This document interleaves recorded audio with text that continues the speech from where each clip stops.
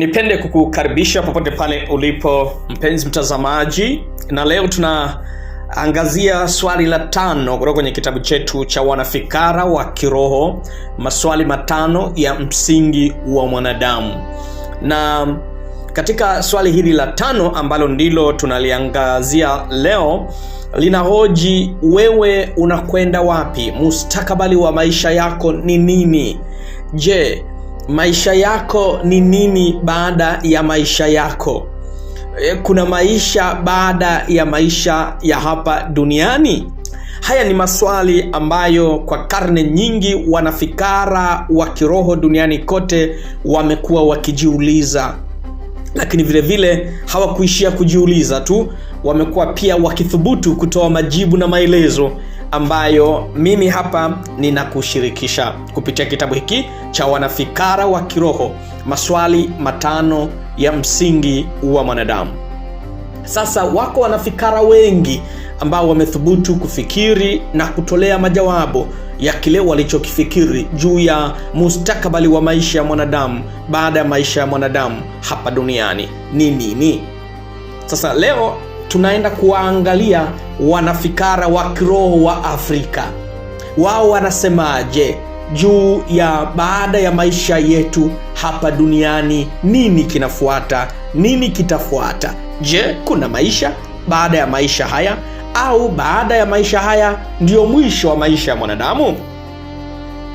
Tuanze na kuangazia kwanza mwanzo wa kifo kwa mtazamo wa wanafikara wa kiroho wa Afrika. Hadithi nyingi sana, mamia kwa maelfu, zinasambaa kote Afrika kuhusu jinsi kifo kilivyoanza. Hata hivyo, hadithi nyingi bado hazijakusanywa wala kurekodiwa. Kifo ni moja ya matukio ya kawaida na ya ajabu sana, lakini yanayotisha sana katika maisha ya mwanadamu. Kwa hivyo, si ajabu kwamba kuna hadithi nyingi sana kuhusu mwanzo wake na mawazo mengi yanayothubutu kukielezea kifo kwa kina. Katika mjadala huu tutaangalia baadhi ya mawazo hayo yanahusiana na kifo, lakini zaidi tukijikita katika mtazamo wa wanafikara wa kiroho wa Afrika.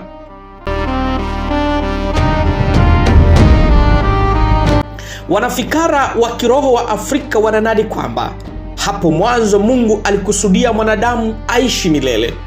Kwa sababu hiyo, Mungu aliwapa wanadamu wa kwanza zawadi au tunu moja au zaidi kati ya hizi 3. 1, kuishi milele, yani kutokufa. 2, kufufuka, yani ukifa unaweza kufufuka. Na 3, uwezo wa kuwa wachanga tena na tena na tena. Lakini zawadi au tunu hizi 3 zote zilifutika na kupotea, na kifo kikaja ulimwenguni. Kuna maelezo tofauti juu ya jinsi upoteaji wa tunu hizo ulivyotokea na jinsi kifo kilivyopiga hodi duniani. Katika hadithi nyingi zilizosambaa kote Afrika, inasemekana kwamba Mungu alimtuma mjumbe wake kwa wanadamu wa kwanza kwamba wangeishi milele au kufufuka ikiwa wangekufa. Ujumbe huo wa kuishi milele kwa mwanadamu au kufufuka ikitokea watakufa, bila shaka ulibeba maelezo ya nini cha kufanya ili kudumisha au kuhuisha tunu hizo. Mungu alimwagiza mnyama mmoja ili kupeleka ujumbe huo muhimu kwa wanadamu. Mnyama huyo mara nyingi inasemekana kuwa ni kinyonga. Sasa kutokana na mwendo wa kinyonga kuwa ni polepole, basi alichelewesha kuufikisha ujumbe huo kwa wanadamu. Wakati huo Mungu alimtuma mnyama mwingine, lakini wa haraka zaidi, kuwapelekea wanadamu ujumbe kwamba watakufa. Kwa kawaida inasemekana kuwa mjumbe huyo wa pili alikuwa ni aidha ndege, mjusi ama sungura. Ujumbe wa kufa kwa mwanadamu uliwafikia watu haraka kabla ya ule wa kutokufa au kufufuka, na tangu wakati huo kifo kimebaki ulimwenguni. Juu ya shauri la namna gani kifo kilipiga hodi kwa wanadamu, yapo matoleo mengine ya hadithi hii. Kwa mfano, huko Sierra Leone inasemekana kwamba Mungu aliwatuma kwa wakati mmoja mbwa na ujumbe wa kutokufa na chura akiwa amebeba ujumbe wa kifo. Njiani mbwa alisimama ili ale. Kwa hiyo chura aliwafikia watu kwanza na kuwasilisha ujumbe wake wa kuhusu kifo. Mbwa akiwa na tumbo lililojaa chakula hakuweza kukimbia, na hivi aliwasili kwa kuchelewa na ujumbe wake haukuwa na maana tena kwetu. Bado wanafikara wa kiroho wa Afrika hawakuishia hapo katika kutapatapa kwao wakati wa kutafuta sababu ya kifo kwa wanadamu. Kwani katika hadithi nyingine inasemekana kwamba Mungu aliwakataza watu wa kwanza kula matunda fulani au mayai au wanyama fulani. Walipokula chakula hiki kilichokatazwa, kifo kiliwajia. Huko Rwanda na Burundi, hadithi inasema kwamba Mungu alikuwa akimwinda kifo. Kifo alikuwa mjanja sana. Alikuwa anajificha ficha ili Mungu asimtie mbaroni.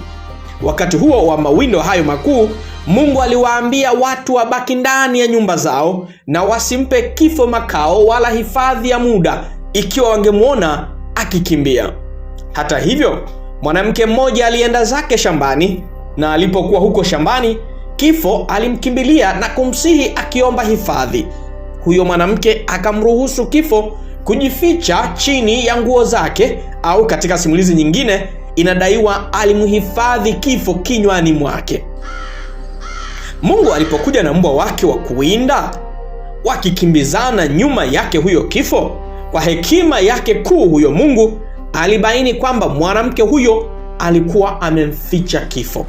Hapo ndipo Mungu akamwambia huyo mwanamke ya kwamba yeye na watu wengine wataandamana na kifo tangu wakati huo.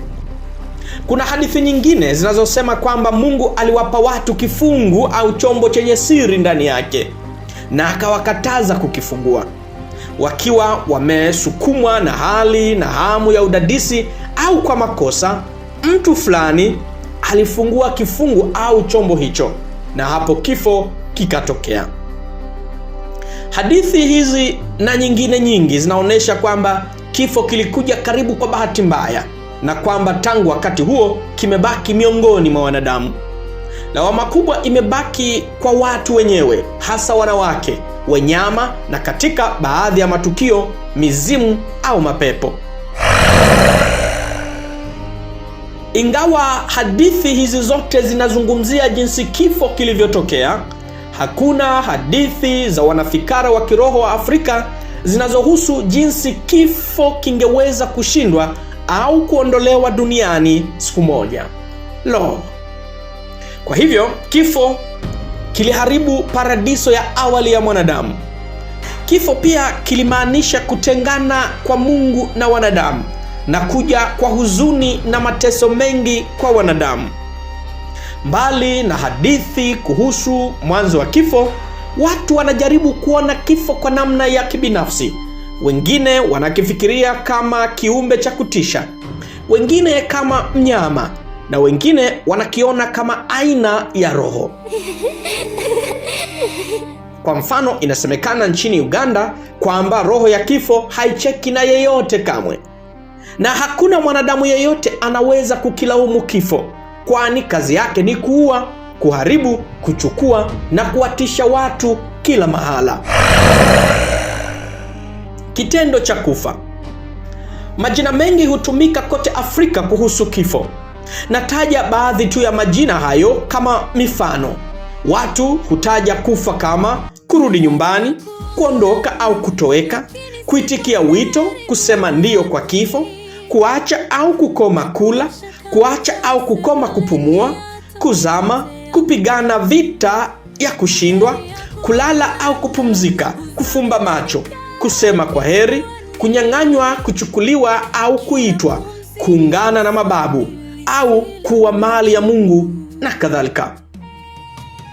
Kumbe unaona, hata wanafikara wa kiroho wa Afrika wanajibu swali la 5 la msingi wa mwanadamu kwamba kuna kurudi na kuwa mali ya Mungu baada ya kifo.